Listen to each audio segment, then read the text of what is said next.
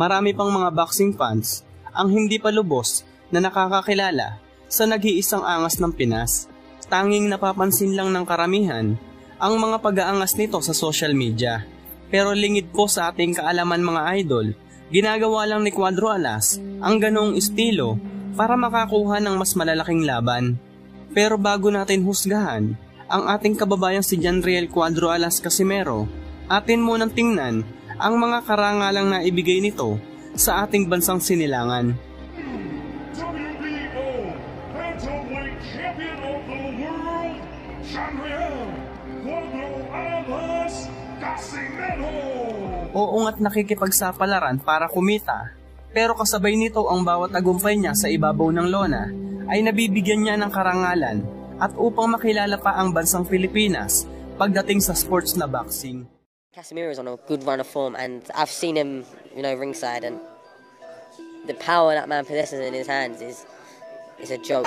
Right hand there by Casimero, and Regendel's hand is down. The target for my promoter is a three opponent. First, Regondok Finito, and second, Donaire, and next, Naoya Inoue. Let's go, champ! Tindig pa lamang, hubog ng pangangatawan at tabas ng dila, sino nga ba namang kalaban ang hindi masisindak sa 3-division world champion na si Janriel Casimero o mas kilala bilang Cuadro Alas, angas ng Pinas.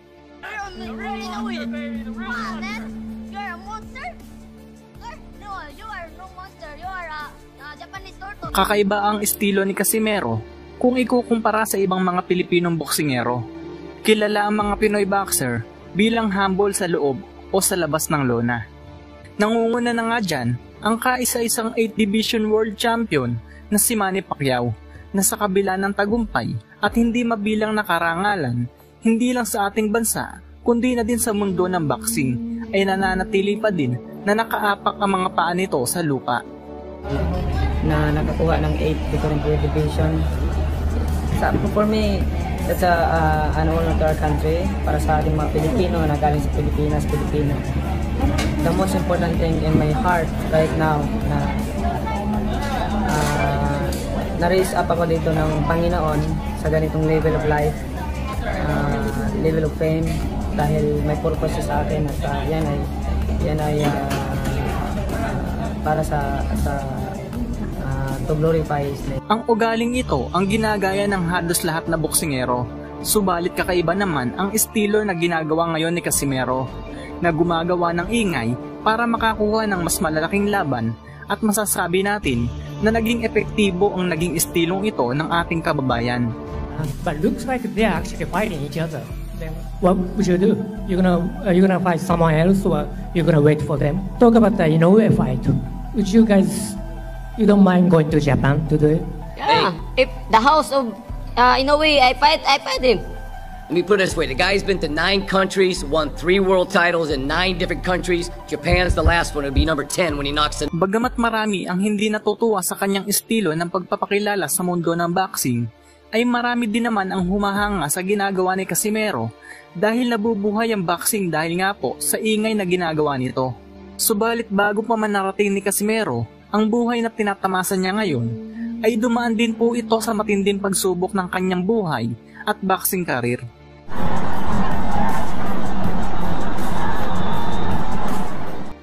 Dahil hindi nga po biro ang buhay ng pamilya ni Casimero nung sila ay nasa probinsya pa lamang. Makakain naman kami sa isang araw 3 beses. Parang wala-wala lang talaga Parang pag hindi magtrabaho yung papa mo, mama mo, wala kayong kakain, kaya mahirap talaga. Yung bahay namin, yung parang bakuran lang, parang maliit lang, parang banyo lang namin dati yung bahay namin, maliit lang, mga 3 dupak. At ang hindi malilimutang riot na naganap sa Argentina nang makaharap nito si Luis Alberto Lasarte, mga idol. Sa edad na 34 ay may record na itong 33 panalo, 4 na talo, habang 22 sa mga nakalaban nito ay hindi na pinalad na marinig pa ang final bell. Nagsimulang gumawa ng pangalan si Casimero noong taong 2008 nang pahalikin niya sa ibabaw ng lona ang Thai fighter na si Limpex Sorbirapol sa pamamagitan ng 5th round technical knockout, kung saan nakuha ni Casimero ang bakanting WBO Asia Pacific Light Flyweight title. Makalipas nga lang po ang isang taon, ay muling tumungtong sa ibabaw ng lona si Cuadro Alas para harapin ang former WBA Interim Light Flyweight Champion na si Cesar Canchilla ng Colombia. May record ang Colombian fighter na 28 wins at 2 losses, subalit hindi naman nagpatinag dito si Casimero. Pinabagsak ni Cuadro Alas ang Colombian fighter sa 8th round bago pa man tuluyang wasakin sa panglabing isang round ng laban sa pamamagitan ng technical knockout. Los pasos del boxeador de Filipina y la derecha otra vez del filipino hacia el rostro del colombiano y otro knockdown. Eso era lo que tenía que cuidar el colombiano, la riposta del filipino que nuevamente tira el colombiano con otro knockdown. ¿Quién es el problema, Canchilla? En el desmonte asalto. ¿Quién es el problema si se confía demasiado? Está metiendo la derecha. Terminó la pelea. No hay nada que hacer, Knockout fulminante por parte de Casimero, que es el nuevo campeón del mundo de la Organización Mundial de Boxeo por nocaut. ¡Qué derecha! Knockout fulminante. Dahil sa pagkapanalong iyon ni Casimero, ay itinanghal itong WBA Interim Light Flyweight Champion na may malinis pang kartada noon na 14 na panalo at wala pang talo. Tulad naman ng ibang boksingero, ay dumanas din ang pagsubok sa kanyang boxing career si Casimero nang malasap nito ang kanyang unang pagkatalo kontra sa Meksikanong si Ramon Garcia Hirales. Pumabor kay Hirales ang laban sa pamamagitan ng desisyon para makuha nito ang WBA Interim Light Flyweight belt na hawak noon ni Casimero. De este episodio número 11, mete bien la mano izquierda, el príncipe alcanza a conectar, busca dar respuesta, épicamente el camino, el príncipe García, cuidado con la derecha, Bruma con la combinación, se va en banda, el peleador filipino llega a la campana. March 2011, 8 buwan matapos makatikim ng kauna-unahang pagkatalo, ay muli na namang nakalasap ng isa pang talo si Cuadro Alas sa ikalawang pagkakataon. Really cutting the corners. Could this be the end? Could this be the end? Yes, it is! Sa pagkakataong ito mga idol, ay mas matindi ang sinapit ni Casimero na tumagal lamang na 5 round sa laban kontra sa Noy IBF Flyweight Champion na si Moruti Mtalani ng South Africa na una ng pinataob ni Donaire 3 taon bago ang laban na ito. Ineffective halfway through this round, he's done nothing. That's it. It's over. Well, you picked it up, Rich. We didn't know it was that bad. And you heard the clock. Nonito, the Filipino Flash Donaire. Sa unang round pa lang, ay nagpalitan na ng malalakas na suntok ang dalawa. Subalit unti-unti namang humihina ang stamina ni Casimero habang tumatagal ang laban.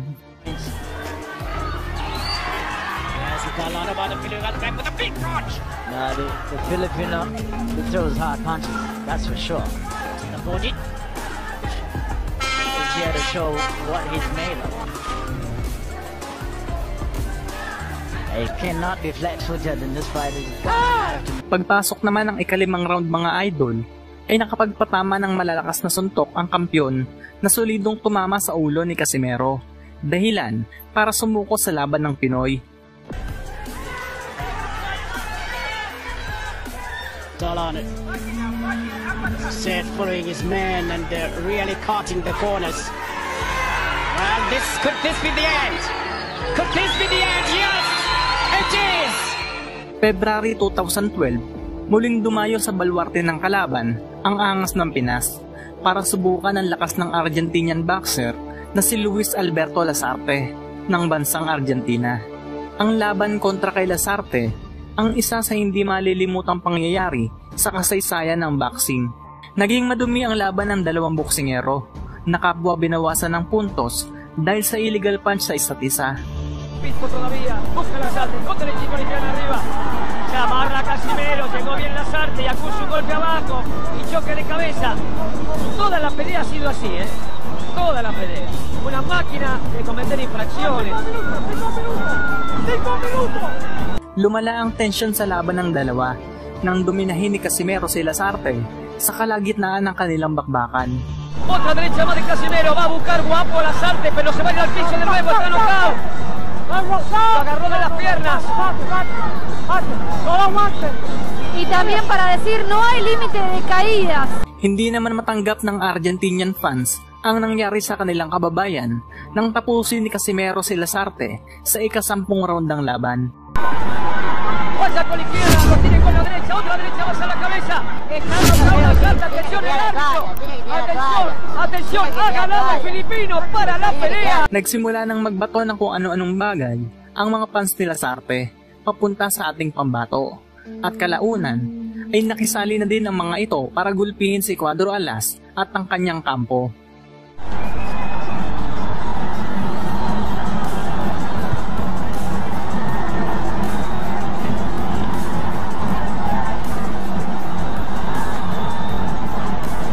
Limang buwan matapos talunin si Lasarte, ay itinaas na ng IBF si Casimero bilang IBF Light Flyweight Champion mula sa Noy IBF Champion na si Ulysses Solis na hindi nagawang masunod ang mandato ng IBF na idepensa ang titulo sa itinakdang oras. Sa unang title defense ni Casimero, ay matagumpay nitong naidepensa ang kanyang hawak na titulo kontra sa Meksikanong si Pedro Guevara sa pamamagitan ng split decision. At nagawa pa nitong mapabagsak ang kanyang kalaban sa unang round pa lang ng laban.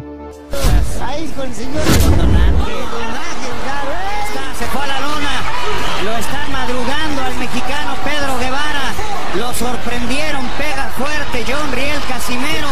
Pagkatapos ng sunod-sunod na title defense sa light flyweight division, ay umakyat muli si Casimero sa flyweight division para kaharapin ang Noy IBF flyweight champion na si Amnat Ruenrong ng Thailand. Subalit muli na namang nakatikim ng talo ang angas ng Pinas sa isang kontrobersyal na laban. May 26, 2016, muli na namang nilabanan ang undefeated champion sa ikalawang pagkakataon para makaganti sa ginawa ng Thai fighter sa kanilang unang paghaharap. Sa pagkakataong ito ay nagtagumpay si Casimero nang tapusin niya si Amnat sa ika-4 na round ng laban nang kumonekta ang solid na left hook nito sa katawan ng kampyon. Nakuha ni Casimero ang IBF flyweight title at naging kampyon sa ikalawang pagkakataon sa magkaibang dibisyon. It was a devastating, and you see as he dumped in, and the Casimero still looks hurt. Read the action now, read up, and he's going in for the kill. Oh man, I told him going in hard right now. I'm not throwing hard back. He's he going double right. Oh, big right hand. And the fight has changed, and he's trying for the biggest and the big 10-8, and so he's trying to time. And Matt Williams but raw, but this one here, he looks really hurt, really hurt. His legs. I'm not very hurt, but he's throwing back with bad intentions. Yeah. Nice overhand. And he's trying to trip him, and he's trying to trip him. He's trying to trip him with his He looks like he's trying to survive. I tell you what, man, and he's after him. And the Filipinos trying to take out a year of frustration or after what happened in Thailand, and he's taking out net run round. Good right to the body. Trying to be hold on, and he's holding the line. And a good body shot, he's down again. To the body. Woo-hoo-hoo-hoo. And the champion is down. Up out of his seat. And you look like he's gonna get up. Is he gonna get up? Now the fight was waved off by Tony Reeks. And we have a new IBF flyweight champion of the world. And what a shocker up! September 2016, sa pangalawang title defense ni Casimero, ay susubukan ng undefeated British fighter na si Charlie Edwards na tapusin ang paghahari ni Casimero sa kanilang dibisyon. Naging agresibo naman si Casimero sa buong laban, habang si Charlie Edwards naman ay hindi kinaya ang bagsik ng kanyang kalaban. It's a little bit better. The punches behind that jab, either more jabs. And he's ready for anything Charlie Edwards can throw at him. And he was once like Edwards, and he admires his... Sa pagpasok ng pang-10 round ng laban, ay pinabagsak ni Casimero ang undefeated fighter.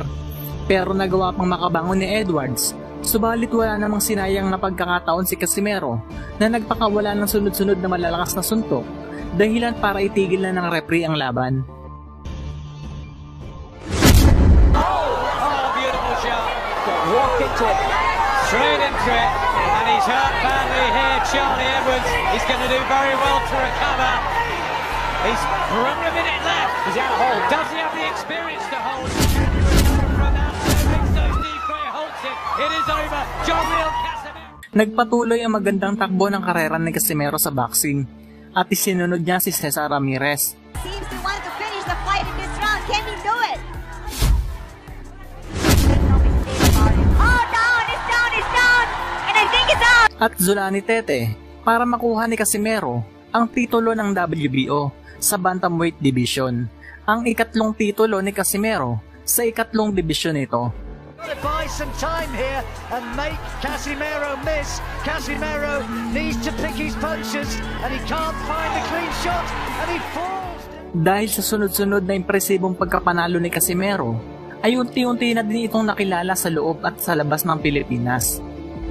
Gumawa ng ingay si Cuadro Alas sa Bantamweight Division. Nang hamunin nito ang Bantamweight Champion na si The Monster Naoya Inoue. Nagbunga naman ang pag-aangas ni Casimero nang palagan ito ni Inoue na nakatakdasan ng maglaban noong April 2020. Subalit sa hindi inaasahang pagkakataon ay lumaganap naman ang kinatatakutang COVID-19 pandemic. Hindi namin alam kasi sabi nga may COVID-19. Ano po? COVID-19. Ano po? Kaya naman dahil nga po dito, ay imbis na si Inoue nga po ang makalaban ni Casimero, ay naitapat nga po ito sa pambato ng bansang Ghana na si Duke Maika, ang tinaguriang The Terminator ng West Africa.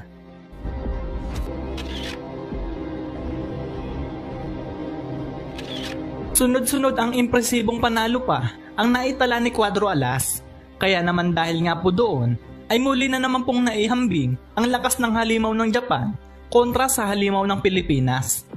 At dito nga po nagsimula ang kalbaryo ni Cuadro Alas upang makalaban at mahuli nga po ang halimaw ng Japan. Sari-saring dirty marketing strategy ang ginawa ni Casimero upang mahuli nga po sa bitag ang mailap na halimaw na si Naoya Inoue. Ngunit hindi nga po iyon naging madali. You know, I'm strong, man. Inoue! You're Inoue! Wow, man! You're a monster? Motherfucker! No, you are no monster. You are a Chinese, Japanese turtle. No monster. Ano nga po ba ang malalim na dahilan ni Inoue kung bakit hanggang sa ngayon ay patuloy pa rin po ito sa pag-iwas at walang humpay na pagtakbo sa angas ng Pinas? Hanggang dito na lamang muna ang ating kwentong boxing mga idol.